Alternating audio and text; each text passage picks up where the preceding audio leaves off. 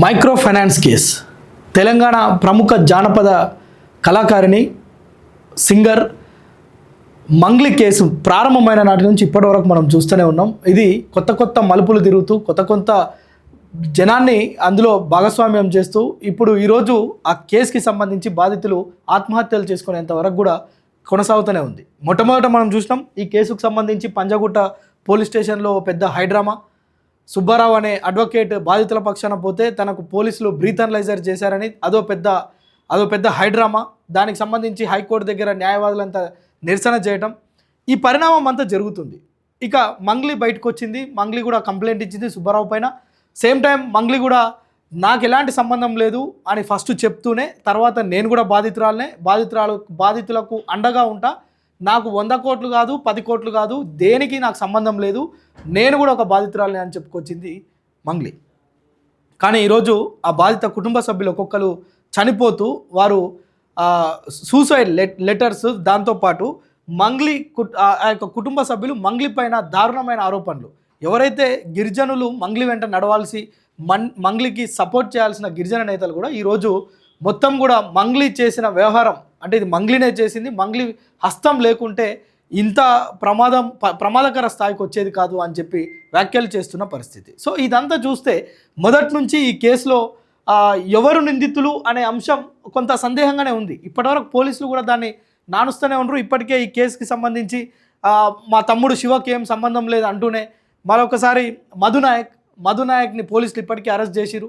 ఇంకా అది విచారణ కొనసాగుతూనే ఉంది. ఓవైపు బాధితులు మనం నిన్న చూసినాం, నాగార్జున సాగర్లో ఓ వ్యక్తి మహేష్ అనే వ్యక్తి అప్పు తెచ్చి తన దగ్గర పెట్టుబడి పెడితే ఇప్పుడు ఆ డబ్బులు వెనకకు రాని పరిస్థితుల్లో ఆత్మహత్య చేసుకున్న పరిస్థితి. సో ఈ పరిణామ క్రమం అంతా చూస్తుంటే మంగ్లీ హస్తం నిజంగానే ఉందా?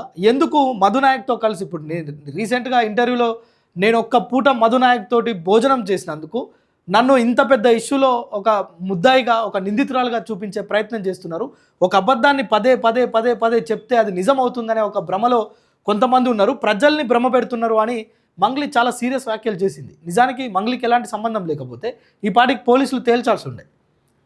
1 కోటి కాదు 2 కోట్లు కాదు, 10 కోట్ల కాడ నుంచి ప్రారంభమైన ఈ కేసు ఈరోజు 100-150 కోట్ల దగ్గర ఆగింది. సో 150 కోట్ల దగ్గర ఆగుద్దా, ఇంకా పోలీసులు మీడియా ముందుకు వచ్చి ఇంకా కొత్త విషయాలు చెప్తారా తెలియదు. గోకుల్ నంద ఇన్ఫ్రా డెవలప్మెంట్ పేరుతోటి ప్రజల దగ్గర 5,000 పెడితే 50,000 వస్తాయి, లేదంటే తక్కువ అమౌంట్ పెడితే పెద్ద పెట్టుబడి వస్తుంది, చిన్న మొత్తాల పొదుపుతోటి పెద్ద లాభాలు చూడవచ్చు అని అన్ని మాయమాటలే ఇలాంటివన్నీ. సో ఇట్లా ప్రజలకి మాయమాటలు చెప్పి ఈరోజు ఆత్మహత్యలకు కూడా పూనుకుంటున్నారు అంటే బాధితులకు ఎంత బాధ ఉందో మనం చూడవచ్చు. ఇందులో మొదటగా 20 మంది అన్నారు, 30 మంది అన్నారు, ఈరోజు 50 మంది 150 మందికి వచ్చింది. సో ఇది 10 కోట్ల అన్న కేసు 150 కోట్ల దాకా వచ్చింది.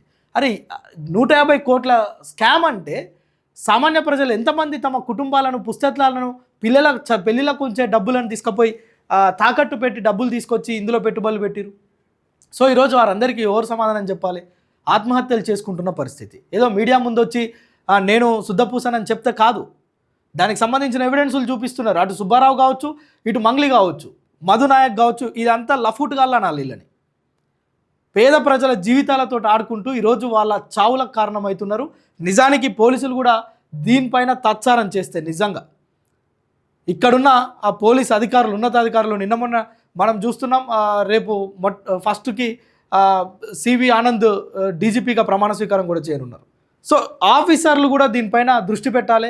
పేద ప్రజలు ఏదో పెద్ద సినిమా యాక్టర్లతోటి ఫోటోలు దిగి పోజులు చేయడం కాదు, పేద ప్రజల పక్షాన నిలబడాలి ఆఫీసర్లు. పాపం ఒక 30 మంది ఉండని 150 మంది ఉండని వారందరికీ న్యాయం చేయాల్సిన అవసరం ఉంది. ఈ మధునాయక్ అనేటోడు, శివ, వీళ్ళందరూ పెద్ద బిల్డింగులు 1-2 ఎకరాల గ్రౌండ్ రిపోర్టుకు పోతే తెలుస్తుంది వాళ్ళ వ్యవహారం అంతా.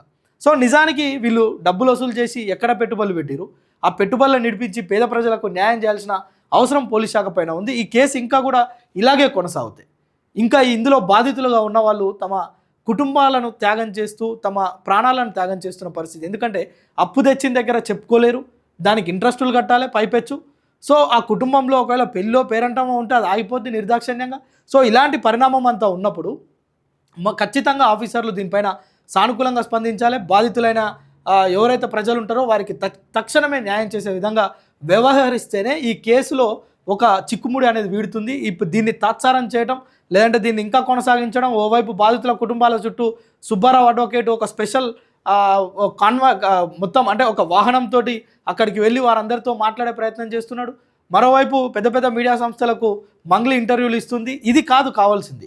పేద ప్రజలు ఎవరైతే పెట్టుబడులు పెట్టి నష్టపోయారో సో వారికి న్యాయం చేయాల్సిందిగా మనం పోలీస్ శాఖకు ఓవైపు విజ్ఞప్తి చేస్తూనే మరోవైపు పోలీస్ శాఖ తాత్సారం చేస్తే కనుక దీని పరిణామం పేద కుటుంబాలపైన పడుతుంది. సో ప్రభుత్వం కూడా దీనిపైన చర్యలు తీసుకోవాలి. దీనికి సంబంధించిన యాక్షన్ ఏంటో అనేది ప్రభుత్వం కూడా ఖచ్చితంగా ఒక కఠినమైన నిర్ణయం తీసుకోవాల్సిందిగా బాధితులు కోరుతున్న పరిస్థితి మనకు తెలంగాణలో కనిపిస్తుంది.